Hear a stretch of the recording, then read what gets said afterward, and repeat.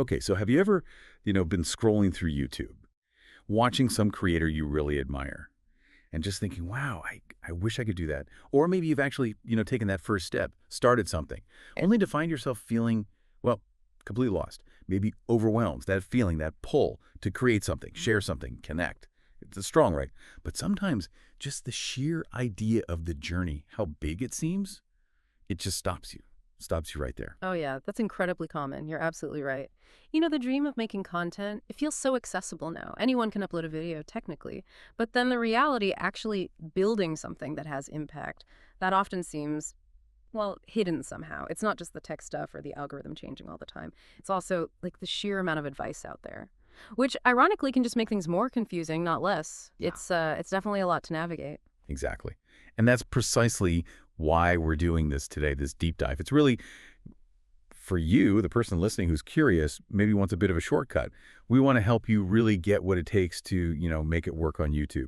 And we're talking way beyond just the technical stuff, the cameras and editing. We're diving into the mindset you need, the sheer grit, the perseverance involved, and also some of those often unspoken truths about the whole creative journey. Yeah, our mission today is pretty straightforward, but I think quite important. We've basically gathered a whole stack of amazing firsthand stories from creators who've actually done it, who've walked this path, and we're going to distill their most crucial bits of knowledge, their insights. The goal is really to give you those aha moments, the things you need to feel informed, yeah, but also maybe genuinely inspired enough to figure out your own next step, whatever that might be. We'll pull out some surprising facts, some really clear guidance, all from their actual experiences. And the sources we're drawing from today are just fantastic, really compelling stuff. We're going to start with this incredibly detailed and often surprising journey of one creator. He hit 1 million subscribers, get this, in just 2 years. Wow. Which is just phenomenal growth, right? An incredibly short time for that kind of explosion. His story is like a masterclass in just sticking with it. Then we'll pivot a bit, talk more about the craft. We've got some really insightful discussions on cinematic storytelling, on editing, from filmmakers who really know their Yeah, stuff. the practical side. Exactly. And finally, we'll dig into some pretty deep reflections on burnout, on fulfillment, from a creator who basically poured 2 intense years of his life into the YouTube dream. Yeah. And found some really unexpected lessons, things beyond just the subscriber counts. Yeah. So this isn't theory, right? This is raw, lived experience. Hopefully it'll light a spark for your own creative ideas. Okay, let's get stuck in. Let's do it. So let's start by pulling back the curtain on this really remarkable case study. It's all about persistence and really rapid growth.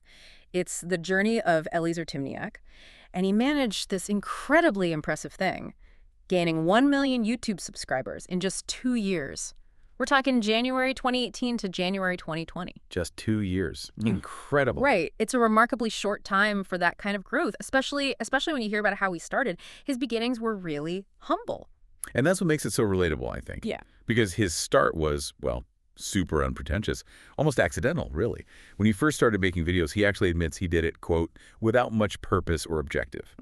He was literally, making content just to make it, like think random vlogs or a 1-minute black and white video of his New Year's Eve, just stuff. Right. Totally unfocused, very experimental. There wasn't some grand plan, for money or huge subscriber numbers back then. No strategy yet. Not at all. It was just pure curiosity, really, and a desire to document what was going on. And his resources. Minimal doesn't even cover it. Almost primitive, you could say. He described his first setup. An iPhone 5. That was it. His only tool. Wow, an iPhone 5. Yeah. For filming and for editing everything afterwards, just imagine the challenges that must have presented, especially, back in 2018.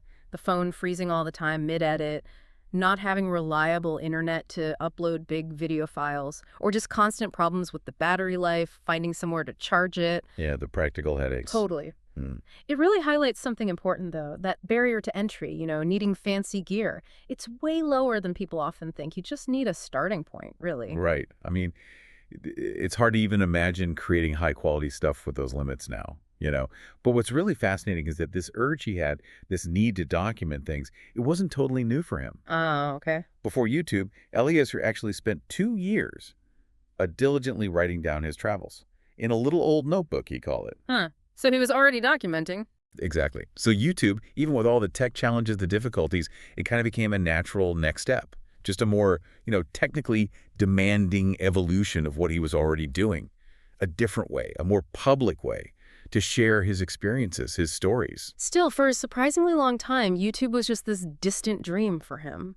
He compared it to, like, wanting to be an astronaut, something cool but not really achievable. Right, something you admire but don't actually pursue. Precisely. He just didn't take it seriously, not as a potential career or even like a consistent hobby. He'd often go like 3 months without posting anything, and then he'd come back with those classic videos. You know the ones, "Hey guys, I'm back." Oh yeah, the I'm back video. We've all seen those. Or maybe even made them. Exactly. It really speaks to that on-again, off-again thing people do when they're pursuing a passion that just feels huge, monumental. That's a pattern I think a lot of us could probably recognize. In our own attempts at things, maybe. Yeah. But then something really crucial happened. Something shifted for Eliezer. He got to this big crossroads moment in London. He was actually earning okay money there, about £2,000 a month as an immigrant, which is, pretty comfortable. Decent. Yeah. But even with that financial stability, he felt this deep sense of accommodation, he called it, like comfortable stagnation. Ah, okay. The comfort trap. Exactly. And he seriously thought about it.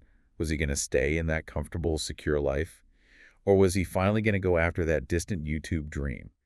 And he made this huge decision using what he described as a mathematical calculation of his time and energy. Huh. Not just a gut feeling then. No, it was deliberate, almost analytical, a real choice. So that whole initial phase, that beginning part, it's incredibly important for you listening if you're thinking about creating. It just shows that even these massively successful creators, they often start with no grand plan, no monetization strategy. They start with minimal gear, maybe just a phone, and a lot of self-doubt. Mm-hmm. It totally normalizes that initial struggle, and it highlights how important some kind of personal wake-up call can be to really, truly commit.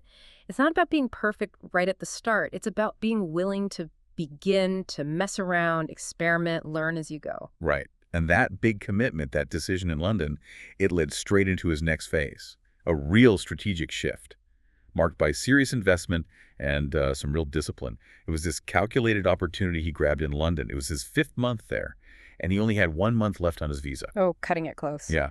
He'd already paid his rent, and he'd managed to save up about £5,000. Mm. Now, the logical thing, the comfortable thing, would have been to get another demanding job. Yeah, the safe bet. But instead, he made this incredibly bold decision. He decided to dedicate that entire last month just to studying and practicing YouTube, full time. He basically bet everything, his savings, his time, on this dream. And that commitment was immediately followed by this crucial, almost audacious investment. He spent nearly half his savings, about £2,500, on a Canon G9X camera and a new computer. Wow. That's a serious chunk of change. It really was. And this wasn't just, buying some new toys. This was his clear, now it's serious moment. A very real financial signal that he was all in, fully committed. Putting his money where his mouth is. Exactly. Made it much harder to back out, I imagine. It really sounds like a point of no return. Yeah. And from that moment, he got into this incredibly disciplined routine. He'd spend time in his room just soaking up everything he could find about YouTube, watching tutorials, analyzing channels that were doing well, studying what made videos actually work. The study phase. Then he'd go straight out into London and practice filming vlogs, putting all that theory immediately into practice, this whole hands-on, iterative learning thing, studying hard, then immediately applying it, relentlessly. That was absolutely key to how fast he improved. That feedback loop. Totally. And he was also really agile. He adapted to what was popular. Vlogs were big then, so he focused on learning how to make good vlogs. But crucially, he was always trying new things. He refused to just do the same thing over and over, always looking for more creative ways to tell stories. He even tried daily vlogs for a bit and these really personal life story videos. Experimenting constantly. Yeah, that willingness to experiment, to pivot, to always refine his approach, that's vital if you want to grow long term. And this approach, this constant trying and learning, it really paid off eventually. He moved to Portugal, right? And there he faced some incredibly tough living conditions, earning only 300, 400 euros a month, sharing a tiny room that cost 180 euros. He was even working in a car wash. Wow, that's rough. Yeah. But that hardship, kind of paradoxically, it sparked this brilliant video idea. He made a video called How I Live in Portugal on Only 300 Euro a Month. It was raw, it was honest, it was super relatable, And that video just took off. It went viral pretty quickly. The power of authenticity. Exactly. It's the kind of stuff that resonates because it feels real and it answers a question people are genuinely curious about. And that sounds like his big breakthrough moment. Yeah. You said before that video, his channel only had, what, maybe 2,000 subscribers? Yeah, and videos getting maybe 50 views each. Tiny numbers. And after that viral hit, Things just exploded, relatively speaking. It jumped fast. 4,000 subs, 5,000, 8,000 secs, then quickly hit 10,000 subscribers. wow. And that whole experience, it cemented what he calls the most important lesson he ever learned: trial, error, success. Trial, error, success. Like Yeah. that. He realized growth didn't come from like one magic trick or some overnight viral fluke. It came from doing one video after another and improving one video after another. He was meticulously looking at what worked, what didn't, and then taking those lessons and applying them to the very next video.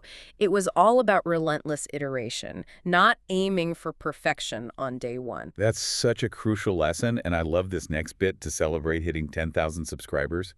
He actually printed a cardboard YouTube plaque for himself. He did. Such a wonderfully humble, charming thing to do, right? Totally. And then, when his channel finally started making some money, actually got monetized, he was so happy, so grateful, that he took 30 of his subscribers out to McDonald's in Faro. No way. That's amazing. Isn't it? It really symbolized the start of this genuine connection with his community. Yeah. And it says so much about his character, I think, and just the pure joy he felt in that early success. It clearly wasn't just about the numbers for him. It was about the people connecting with his journey. What an awesome, thoughtful gesture. But okay, even after that initial success, that viral hit, he hit another tough crossroads. Yeah, it wasn't smooth sailing from there. After about 7 months in Portugal, he'd reached 30,000 subscribers. But Faro, the city he was in, it only has about 60,000 people. It started to feel too small for his content ambitions, for the stories he wanted to tell. Right, he outgrew the location. Exactly. So he was at this critical point. Should he stay in Portugal, try to get his legal documents sorted, which would give him stability but maybe limit his content? Or should he risk everything? Travel illegally through Europe to chase the dream, embracing all the uncertainty, but also getting amazing raw material for new videos. And he chose? He chose the dream.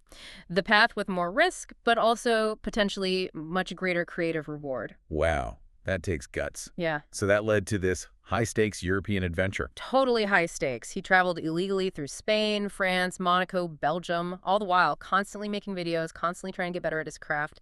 But despite all that work, all that improvement, he was only earning about $500 a month from YouTube at this point. Ouch, not nearly enough for Europe. Not even close. It just wasn't enough to sustain him comfortably in these expensive cities. The dream was proving costly, and he was burning through his savings fast. So what did he do? Another strategic move, I bet? You got it. He made another calculated decision: return to London, the place where he knew he could earn decent money quickly. Back to the grind. Yep.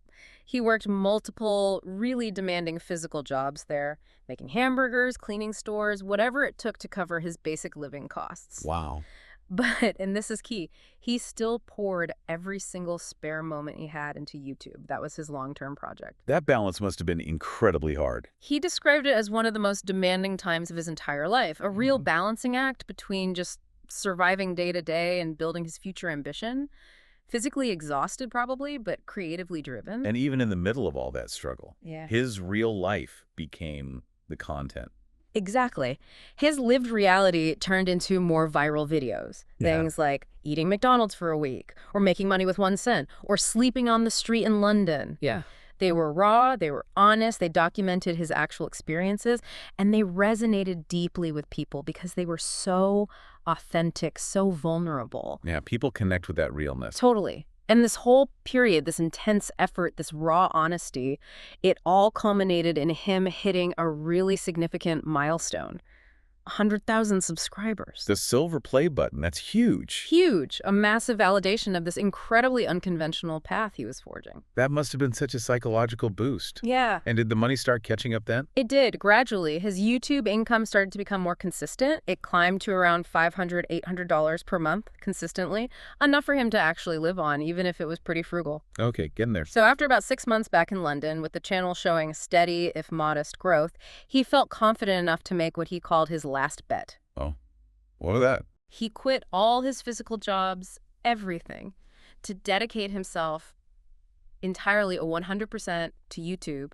Wow, all in. All in. Yeah. And he said it was a profoundly emotional decision for him. He even shared that he actually cried on a bridge just reflecting on the whole journey, the risks he'd taken, this huge leap of faith he was now making. I can imagine. It was really the culmination of years of this quiet, often unseen, relentless effort. Wow. That whole second phase, it really shows that shift, doesn't it? Yeah. From just messing around to this disciplined, strategic pursuit. Absolutely. It really underscores the financial risks people take, and that iterative nature of getting better at content, constantly looking at what works, adapting, and just the immense courage it takes to fully commit to a dream, especially when the payoff isn't guaranteed right away. Yeah. It's such a powerful reminder that real growth often comes from those calculated leaps of faith and just unwavering discipline, especially when it feels like everything's on the line. For anyone listening who wants to, get inspired for their own YouTube journey, that commitment to just consistently improving bit by bit, that seems key. Absolutely. What an incredible story of just persistence, adaptability, and really knowing yourself. And that leads us perfectly into his third phase. This was about full dedication and the huge power of having a clear, motivating project. Okay, so now he's at 200,000 subscribers. Yeah. He's a full-time YouTuber, completely reliant on his channel for his income. This is the dream, right? This is what everyone's aiming for. Supposedly. But here's where it gets really interesting and honestly super relatable for a lot of creators. He points out this common challenge, one people don't talk about much, that comes after you hit a big goal. You can get lost. Lost after succeeding. Yeah. He realized he'd spent all this time educating himself on how to run after something, but he hadn't really thought about what to do when you get there. Okay. The what now feeling. Exactly. And that feeling, hitting a milestone but then losing direction, it can easily lead to stagnation or just losing your purpose for creating content. So how did he deal with that? What did he do? He made this really deliberate, strategic move that sounds almost, well, monastic. He went to Scotland for 7 days, alone, with Yeah. no internet access. Wow. Cut off completely. Yeah, he compared it to needing Doctor Strange-like precision. He used that time for intense reflection, for planning the next phase of his life and his channel. It was a conscious choice to just step away from the daily grind, get some clarity, like hitting a creative reset button. Okay, so what came out of that retreat? What were his conclusions? He came back with some really clear takeaways, both personal and professional. One, he felt lonely. He realized he needed more people around him. Two, he absolutely could not face another harsh European winter. He was done with that. Fair enough. And three, his old ways of traveling, hitchhiking, sleeping in a tent, which were part of the adventure in his early content, they'd just become genuinely uncomfortable, unsustainable for him. Right, his needs had changed. Exactly. These are deeply personal problems he identified, but they sparked what turned out to be this brilliant, multifaceted solution for his content. Okay, I'm intrigued. What was the solution? His genius decision, as he put it, was to go back to Brazil, buy a van, convert it himself, and name it Bromobile, specifically so he could travel with other people. Oh, the Yourlife project. Exactly. But look how it solved multiple problems at once. It directly addressed his loneliness. He'd have travel companions. It provided comfort for travel, no more tents or relying on rides.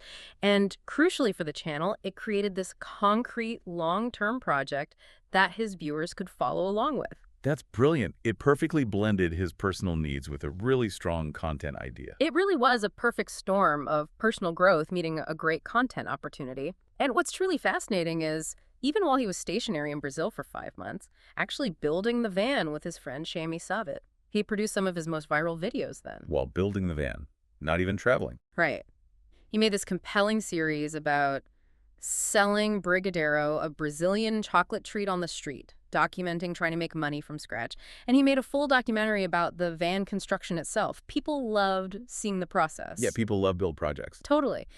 And that period, just building, not traveling, saw immense growth for his channel. He had a peak of 14,000 new subscribers in a single day. It pushed his channel up to 600,000 subscribers before he even hit the road in the van. Wow. That just shows the power of a really compelling, well-told, long-form project. Something with a clear story arc. And then the van journey officially started, first with his brother, then later with new travel companions, Ida and Stephanie. They traveled extensively, from Chile all the way up to Colombia, and this period really marked a golden era for his channel. He was consistently putting out 3 high-quality, really engaging videos every week. The content was just rich with travel, adventure, the dynamics between people. It all led up to the million subscriber moment. It did. Yeah. It all culminated in him hitting 1 million subscribers on December 28th, 2019. And he was actually traveling on the beautiful coastal roads of Peru when it happened. What a place to hit that milestone. Right. And his companion Stephanie took this candid photo of him, capturing his pure happiness in that exact moment. The tangible proof of achieving a dream he once thought was like wanting to be an astronaut. That's amazing. And he wraps up this whole incredible winding journey with a really simple but powerful message.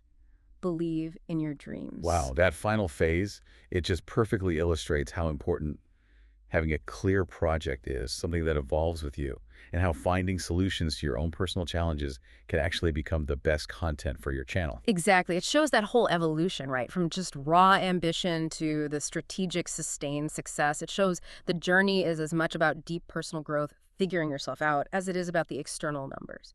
It's a really powerful blueprint, I think, for anyone looking not just to start, but to sustain a meaningful creative path on YouTube. What an absolutely inspiring story. Persistence, adaptability, self-awareness. It really lays the foundation.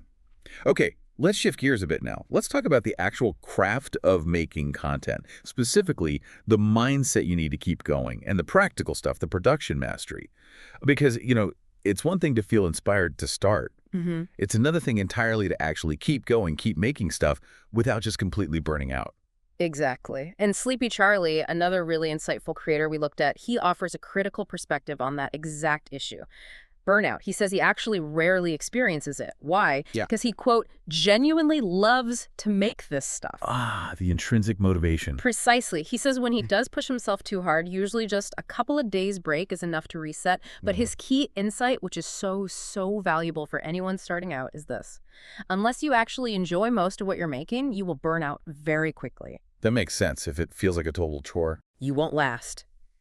It highlights how vital it is to find joy in the process itself, not just pinning all your hopes on the final outcome or the metrics. And that idea, finding joy in the process, it leads right into his one step every day philosophy, which I think is an absolute game changer for anyone feeling totally overwhelmed by how big a creative project feels.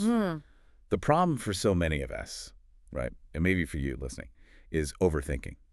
Getting paralyzed by these huge goals that seem impossible, that feel so massive that you just freeze. You don't do anything. Analysis paralysis. Totally. Yeah.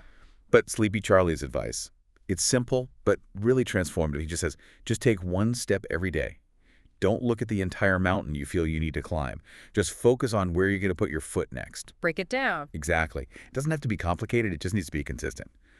One small thing every day. And he backs this up with a statement that I think is really powerful. It resonates deeply. He says, the pain of doing nothing will always be worse than the pain of doing something. Ooh, that's good. Isn't it? Even if those first steps feel small or awkward or maybe uncomfortable, they are always better than that, quote, slow, never-ending, subconscious discomfort of remaining dormant. That feeling of wishing you'd started, but never actually doing it. Precisely. And these small, consistent steps, he really emphasizes this, they truly add up over time. They build momentum. They create progress that you might not think is possible when you're just starting out. Now, Andrew, another creator we explored, he also talked about excitement, motivation, inspiration, and burnout. He calls it all a part of the process he went through. And he shares this surprising, maybe slightly uncomfortable truth. He says, dreams fulfilled, no matter how big or small, will in time feel normal. Ah, yeah, the novelty wears off. Exactly. He says, the goalposts move as we move. Which is such a profound insight because it really challenges that whole idea that hitting some specific milestone is going to bring you lasting happiness or fulfillment. And he has this specific story about hitting 100,000 subscribers that just perfectly illustrates this.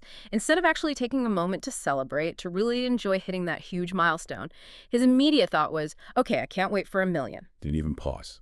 Didn't even pause to appreciate how far he'd come. So it raises the question, if the thrill of hitting these big numbers fades, what actually sustains creators long term? Is it just this constant fight against things feeling normal? Or is there maybe a better way to think about success? That's the core question, isn't it? Because Andrew talks about how likes, views, subscribers, they're limitless. There's no cap, no ceiling. Always a bigger number. Always. And this can quickly trap you in this draining, nonstop cycle, always needing to make more, get more views, get a bigger brand deal. He actually calls this cycle damaging. because it just stretches your appetite for more and more. Mm-hmm. You end up on this endless chase for external validation that can never, ever truly be satisfied, like trying to fill a bucket that has a hole in it. This whole section on mindset, it's just crucial for long-term survival as a creator, really. Sustainability. It gives you a powerful mental toolkit, to avoid feeling totally overwhelmed, to manage your expectations realistically, and to hold on to your passion for the actual craft. Right. It really emphasizes that finding enjoyment in consistently taking small steps and creating just for the sake of creating.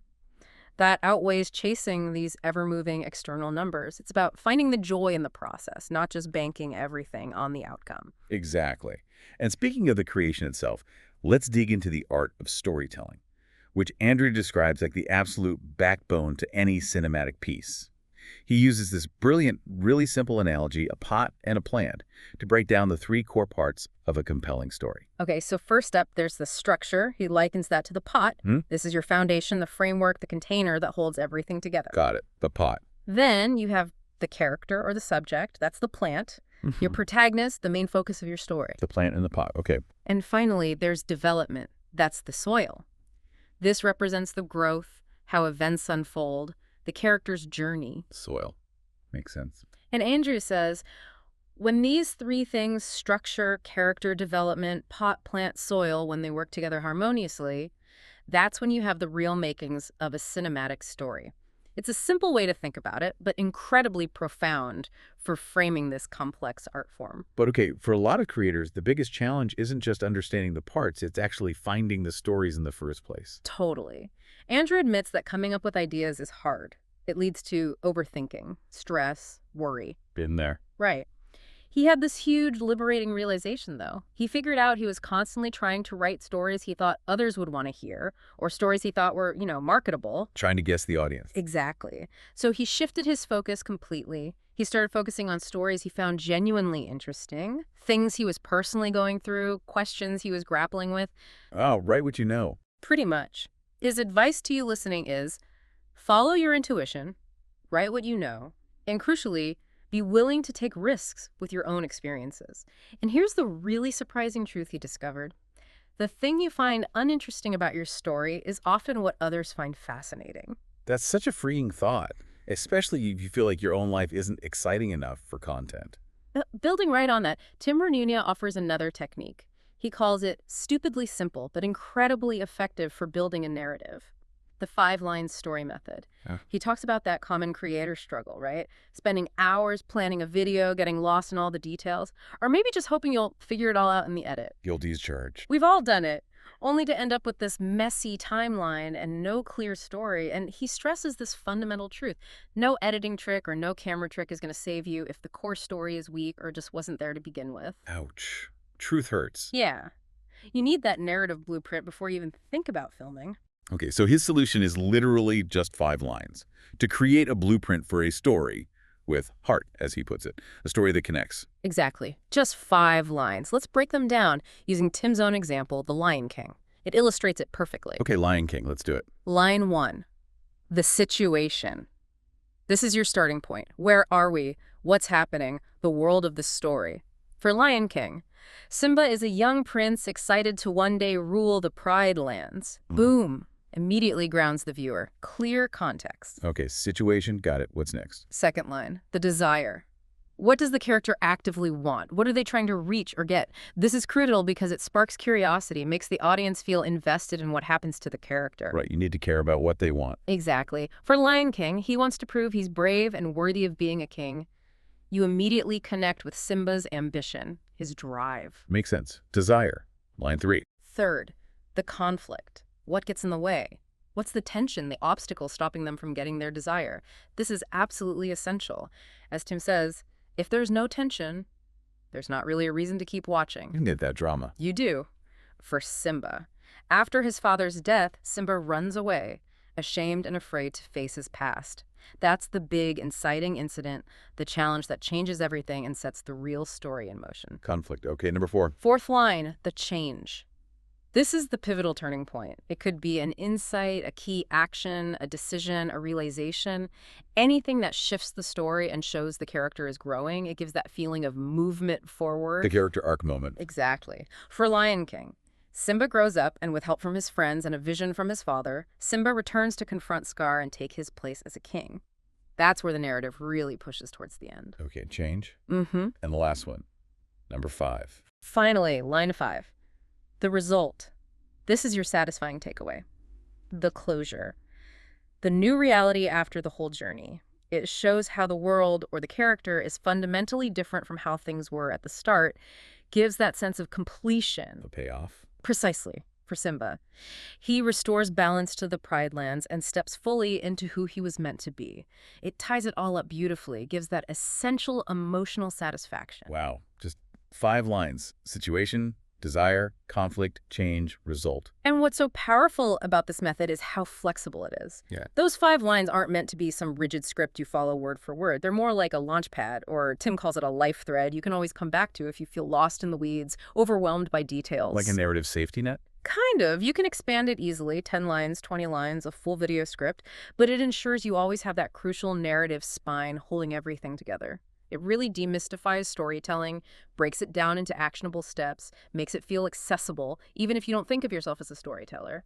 This whole section just provides such useful, actionable ways to think about crafting stories. It really shows that a strong story is the absolute foundation.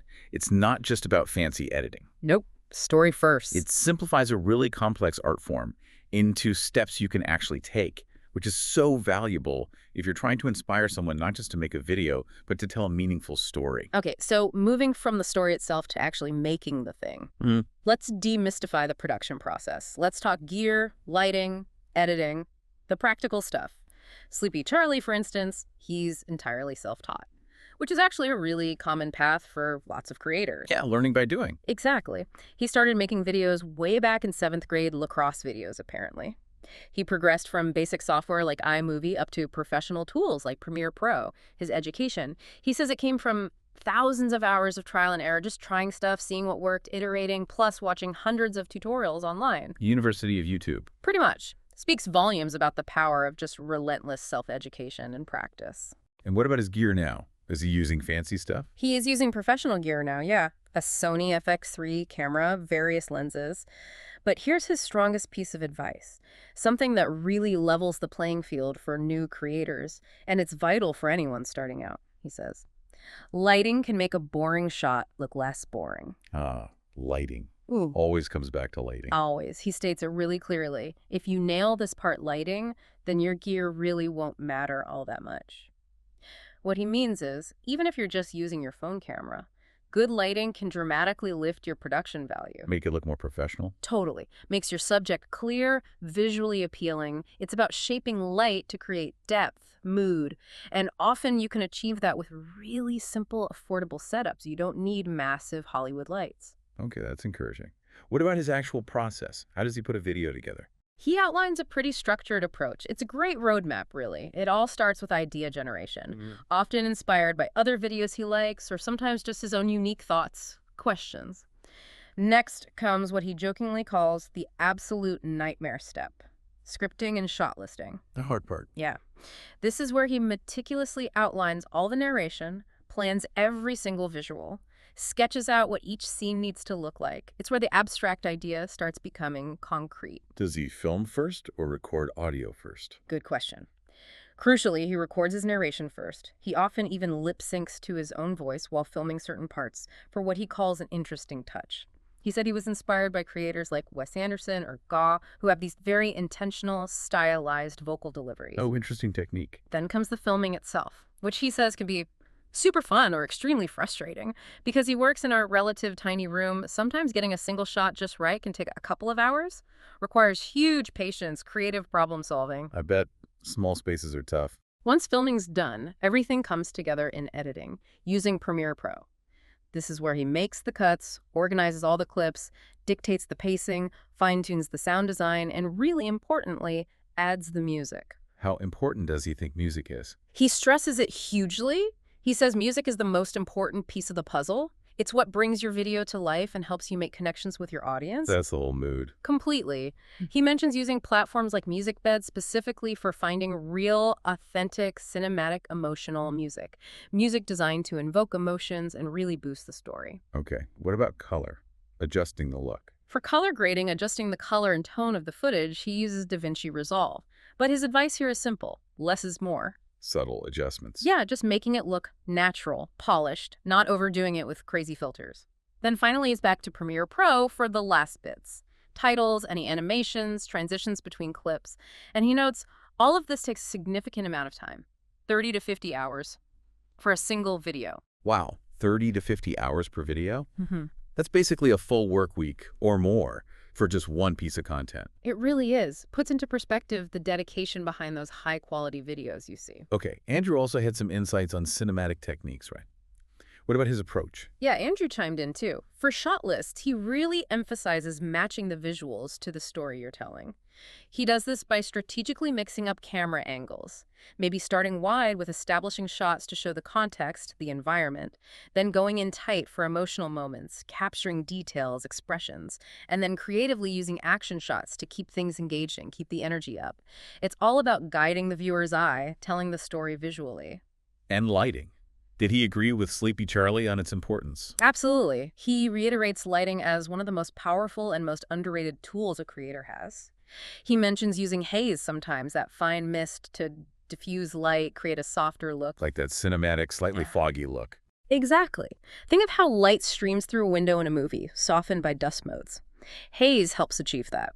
He also distinguishes between practical lights, those lights you actually see in the scene, like a lamp in the background, and the key light, which is the main light source hitting your subject. Okay. He uses these together in what he calls his cinematic triangle setup, which basically helps create that classic dramatic contrast and those purposeful shadows you see in films. Gives real depth and dimension. What about his editing process? Similar priorities. Very similar. Andrew also focuses heavily on music, color, and rhythm in editing. He says music dictates the pace and the emotion of his videos, and he actually edits to the rhythm of the music, letting the soundtrack guide his cuts, his transitions. Editing on the beat. Yeah. For narration audio, he mentions he even created a free audio preset to help get a clear, consistent vocal sound, which is helpful. And color grading. Is his process complex? Actually, his color grading process sounds remarkably streamlined, especially using DaVinci Resolve. He makes sure to shoot in low ISO and uses Picture Profile 8 on his camera, which for non-video folks basically means he's capturing the maximum amount of image information possible. Lots of detail, lots of range between light and dark. Giving him flexibility later. Exactly. It gives him huge flexibility to shape the final look. And then he uses a one-click grade preset that he developed over years. He mainly just adjusts the white balance and the exposure, makes a complex process much faster. That sounds efficient. What about thumbnails? Those are so important on YouTube. Super important. He has a smart method for thumbnail creation. He'll actually record a specific scene within his video that's designed purely to be a potential thumbnail. Then he pulls high-quality still images from that recording, and he focuses on finding frames with contrast and color and really good lighting to make sure it grabs attention when people are scrolling. Smart. Planning the thumbnail during the shoot. Yeah, and behind the scenes, he briefly mentions using a camera slider for those smooth panning shots, and a sunset lamp sometimes for creating warm, inviting background light. But he, too, really emphasizes that content creation, just like cinematography and storytelling, it's all a continuous trial and error process. There's that theme again. Right. Try something new. Adapt if it doesn't quite work. Build on what does stick. It's all about constant learning and iteration. That iterative process really does seem to be the common thread here. Andrew also had a system for staying organized, right? Yeah. Especially before filming. He does. A fantastic system for organization and planning that makes his pre-production really efficient. He uses a tool called Milanote, which he describes as a digital whiteboard for organizing his creative projects. Okay, like a visual planner. Exactly. He uses it for all sorts of things, selecting contrasting colors to set the video's aesthetic, keeping a running checklist of all the tasks he needs to do. He curates visual inspiration, just drags and drops photos he likes onto the board and connects them right to specific shots on his shot list. Oh, that's useful. Yeah. He develops ideas for his color grade there and can even invite collaborators to give feedback directly on the board. And crucially, he adds the actual music track he plans to use to his board. Why? so he can write his script on tempo with the intended soundtrack. Writing to the rhythm of the music from the start. Yeah. Ensuring the rhythm of his words matches the emotion of the visuals and the music right from the very beginning of the process. Wow. Okay, this whole deep dive into production, it really helps demystify the technical side, doesn't it? Makes it feel less intimidating. I think so. It shows that getting professional-looking results doesn't necessarily mean spending a fortune on gear right away. Yeah. Good lighting, like we heard, is often way more impactful than the most expensive camera. Right. Focus on the fundamentals. Exactly. And it underscores that consistent learning, combined with structured planning, and that willingness to refine things iteratively, that's truly the cheat code. That's how you achieve sustained success and high quality in your content. These insights into the craft are just invaluable. Yeah. A really clear path for anyone thinking about starting on YouTube. But what happens after you actually achieve some success? You hit 10K subs, 100K, maybe even that million mark like Eliezer. Yeah. Is it all smooth sailing from there? Is that the finish line? Not necessarily. Our last section really explores this critical aspect, finding actual fulfillment, sustaining the dream beyond just the numbers, because that inner game is just as vital as the outer one. And Andrew, who we just heard from on production, he has some really profound insights here too, especially about what he calls the moving goalpost of success. Yeah, Andrew's YouTube journey, it started with this really clear emotional spark. He was at Oxford in London seeing the artist Fred again perform in 2023. And just watching Fred's incredible freedom and presence on stage, Andrew had this moment where he promised himself he would finally pursue his own creative dreams. Wow, a powerful moment of inspiration. It really was a deep personal commitment born right out of that experience. So how did it go at first? Was it easy? Oh, not at all. His first year as a creator was exactly what you might expect for someone starting out. He described it as this relentless cycle. Try, fail, try again, and fail again. Yeah. It led to intense periods of self-doubt, frustration, wanting to give up, probably. The usual grind. Totally. But then, as he puts it, something almost impossible started to happen. His view count started going up. A community actually started to form around his content. He even started getting sponsors, including a pretty significant 3-month deal. Okay, so things started working. Yeah. He said he felt amazing, like he had finally made it, he'd achieved the dream he set out for. But I sense a but coming. There's always a but. Here's the unexpected, almost paradoxical challenge that crept in. He started feeling this foreign yet familiar feeling, and he realized the fundamental truth. Dreams fulfilled, no matter how big or small, will in time feel normal. Ah, there it is again. The goalposts move. The goalposts move as we move. It's such a sobering thought, isn't it? That the very thing you were striving for, that peak you climbed, it just loses its unique shine once you're actually there. It becomes the new baseline, the new normal. And gave that specific example about hitting 100,000 subscribers, right? Exactly. A massive milestone for any creator. Huge achievement. But instead of taking a moment, pausing to celebrate, really letting it sink in, his immediate thought was, okay, I can't wait for 1 million. Chasing the next thing already. Instantly. Yeah. Didn't even take the time to enjoy the moment, appreciate how far he'd actually come. It really highlights that inherent danger in just chasing those limitless metrics. He talked about how likes, views, followers, they're limitless, right? No cap, no ceiling. Yeah, there's always a higher number you could reach, always a bigger audience, and that can lead you into this really draining, non-stop cycle, always feeling like you need to make more, get more views, get a bigger brand deal. He calls that cycle damaging because it just keeps stretching your appetite for more. It traps you in this never-ending chase where true satisfaction always feels just out of reach, like being on a treadmill that just keeps getting faster and faster. He also mentioned reflecting on Anthony Bourdain's life. How did that connect? Yeah, he offered this deep reflection on Anthony Bourdain, the world-famous chef, traveler, writer. Andrew realized that seeing Bourdain, someone who had experienced so much of the world, achieved immense fame. It made him question where real happiness and fulfillment actually come from. It led him to this profound realization about how important thankfulness is. Gratitude for what you already have rather than constantly yearning for the next big thing. And Andrew offers this really stark warning for anyone who's starting a creative journey, especially if you're starting with underlying insecurities, maybe persistent money worries, or just this feeling that you're waiting for something to happen to make you happier. Yeah. What's the warning? He says flat out, reaching your external goal, whatever that is, it won't fill that internal void. The goalposts will just move a little bit further. Oof. That's powerful. It really is. This whole section serves as this powerful cautionary tale about the psychological traps of relying only on external validation. It prepares you, listening, for the reality that hitting those milestones, while exciting, might not bring that lasting fulfillment you expect. If your internal mindset isn't also aligned with gratitude, with appreciating the journey itself. And that realization, that cautionary tale, it leads directly into Andrew's idea of what the true measure of fulfillment actually is. Where do you find it then?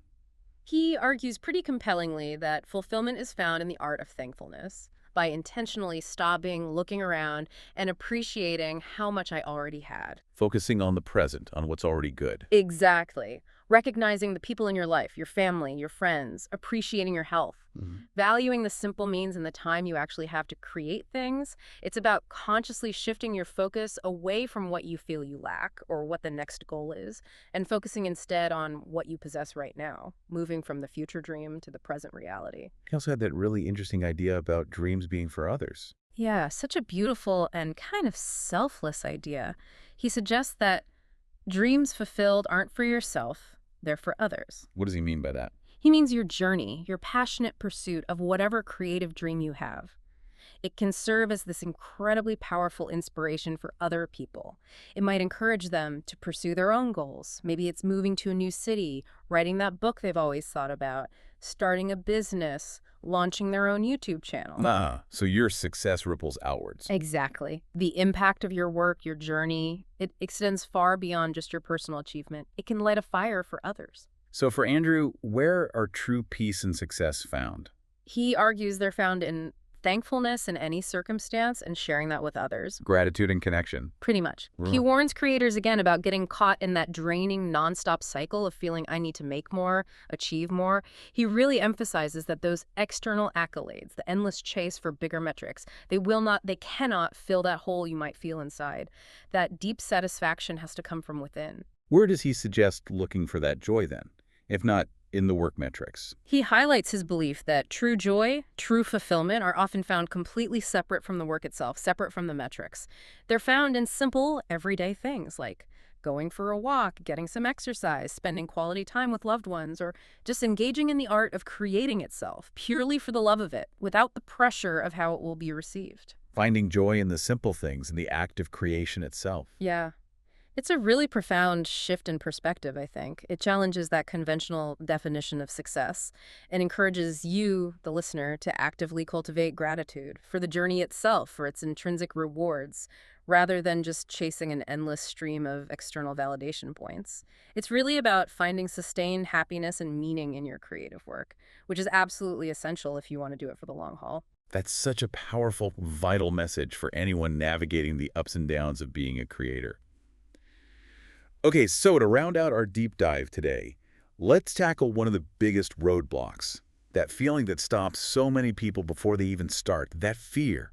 The fear of starting before you feel you're ready. Yes, the big one. Andrew confronts this head on too, sharing his own struggles with it. He starts by describing that feeling of being stuck, just overwhelmed by all the options, terrified of making the wrong one, finding himself distracting himself, doing anything but making the choice. Procrastination fueled by fear. Totally. And he describes that constant internal questioning too. Am I making the right decision? Do I really know what I'm doing? Use doubts. Those doubts, they're universal feelings for anyone starting something new, stepping into the unknown. And he reveals this crucial, really liberating truth about that fear. He says the fears and doubts that you have when starting something new don't always go away. Oh, they don't just disappear. Apparently not. In fact, he says they might just morph into new fears as you make progress. The fear changes, but it might still be there. But, and this is the key, if you're able to ignore them and press forward anyway, you eventually realize they hold no weight. They don't actually stop you unless you let them. Exactly. It's a critical insight. Don't wait for the fear to magically vanish before you begin. It's about acting despite the fear, acknowledging it, but doing it anyway. He shared a personal story about photography, didn't he? He did. A really personal story about picking up a camera for the first time back in 2018. He was driven purely by this fascination with images that convey an emotion. That was it. Even though he genuinely didn't know how to take photos properly. Drawn to the idea. Yeah, and he tried so hard for years to get big photography jobs. Often felt like giving up completely, but he continued showing up every day. Just kept practicing, kept putting stuff out there. And that sheer consistency, that relentless persistence, even when he felt totally inadequate, it eventually led to him shooting for a Grammy-winning artist, to Ta. Even when Andrew himself felt he wasn't ready for that opportunity, the opportunity showed up before his self-perceived readiness did, which just proves that showing up, doing the work, matters more than feeling perfectly prepared. He also talked about a brand he tried to start, Made by Saturday. Yeah, he recounted that experience too. He tried to create this brand, Made by Saturday, with a friend. The goal was to bring creative people together. Their very first pop-up event. It was a huge success. They sold out of everything. Amazing start. Incredible start.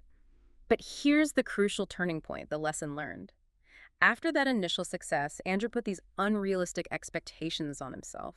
He became terrified of being viewed as a failure, which led him to start playing it safe, demanding perfect outcomes from everything they did next. Oh, the pressure of early success. Exactly. Ah. And that lack of embracing that initial imperfection, that fear of not being perfect every single time, it ultimately choked the life out of the brand. It led to its end. It's such a powerful lesson in how perfectionism can actually stifle creativity and kill momentum, even after you've had a win. So what was his big takeaway from that painful experience? His key lesson is incredibly liberating, especially for you listening if you're an aspiring creator. He says, in the beginning stages of doing anything new, you'll be bad. And you need to be okay with that. Be okay with being bad at first. Yeah. He says accepting that allows you the freedom to explore and try new things instead of being paralyzed by the fear of not being good enough right away. Perfectionism, essentially, it just kills creativity. It stops you from even starting or from continuing after a setback. Did he feel that way about starting YouTube too? Even though he knew editing? He admits YouTube seemed like an impossible dream for him, even though he already had video editing skills. He found it surprisingly difficult just to film himself, to put himself out there. And he experienced that harsh reality that the initial burst of excitement, it wears off really fast. Yeah, the motivation dip. Totally. And it gets replaced by that gnawing uncertainty, that fear we all face when trying something new and challenging. He got tired of starting new projects and then never finishing them, so he decided to commit to a new level of focus. He even used this physical device called Brick, it's like a minimalist phone locker, to literally remove distracting apps from his phone temporarily. Locking away the distraction. Yeah, treating his phone more as a tool and less of a distraction. It shows that sometimes you need to build actual physical walls around your focus time to get things done. He also mentioned some powerful advice from a mentor. Yeah, this piece of advice really shifted his perspective. His mentor told him, instead of hoping you're doing the right thing, make it the right thing. Make it the right thing. I like that. What does it mean? It means stop waiting for certainty or permission. He emphasizes that no great inventor, no great artist ever started with 100% confidence or some guarantee of success. They just started. They learned as they went, and they made their path the right thing through their consistent effort, their dedication. Taking ownership of the process. Exactly. Andrew also wisely warns against that trap of comparing your day one to someone's day 1,000. It's so easy to do, right? But it's completely unfair to yourself, unproductive, and deeply demotivating. Your journey is unique. So what can you control then? Ultimately, he says, you can't control how people receive my art or my videos. You just can't. You can only control the quality of what you produce and the effort you consistently put in. Focus on your own work, your own standards. Right. It shifts the focus away from external validation, which comes and goes, to your internal standards, your craft, which is much more sustainable. And he concludes with this incredibly inspiring idea, not knowing exactly how it will all work out. That uncertainty is the very reason you should do it. Embrace the unknown. Yeah, that uncertainty holds all the potential for unexpected discoveries, for immense growth. He even admitted feeling doubt while making the video we discussed. He did, so candidly. He shared his own self-doubt, even while making the video about starting before you're ready, acknowledging those persistent voices in my head about needing it to be perfect, not wanting to feel like he was taking a step back. Wow, even experienced creators feel that. Constantly, it seems. He stresses that being consistent through those inevitable ebbs and flows of doubt and progress, that's what truly leads to a worthwhile final product. This whole section is just such a powerful call to action for you listening. It tackles those common fears, inadequacy, uncertainty head on, and it offers this liberating perspective. True progress comes from simply starting. from being okay with imperfection, from consistently showing up, knowing that your doubts, they don't define your potential. It really feels like the ultimate permission, just to begin, wherever you are.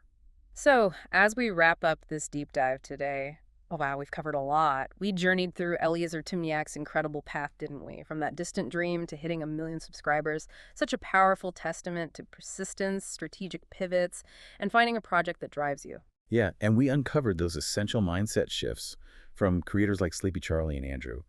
Learning to actually embrace the process, not just the outcome.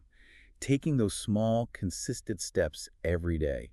And managing our expectations around what success really means, what it feels like. We looked at the craft of storytelling too, understanding the power of structure with Andrew's simple but effective pot plant soil idea, and Timurnier's really practical 5-line method as a blueprint you can actually use to build compelling narratives. And we demystify a lot of the practicalities of production, realizing that professional-looking videos often hinge more on good lighting, thoughtful editing, and organized planning, rather than just having the most expensive camera gear right out of the gate. And that recurring theme, consistently showing up, being willing to learn, iterating on your work, that seems to be the true accelerator for growth and quality. And it's so important to remember, these creators we talked about, much Mhm. like you listening right now, they just started somewhere. They absolutely faced doubts. They definitely overcame technical hurdles. They had to redefine what success even meant to them along the way. But they consistently showed up. They were willing to be imperfect, especially at the start, willing to learn as they went, and they just kept creating. So knowing everything we've explored today, knowing that even dreams fulfilled can eventually feel normal, knowing that true peace, that lasting joy, is often found more in cultivating thankfulness for the journey itself, and knowing that every truly great endeavor begins long before you feel perfectly ready. What single imperfect step will you take today? Not just to create something, maybe, but also to truly embrace the art of gratitude and that vital curiosity on your own unique creative journey.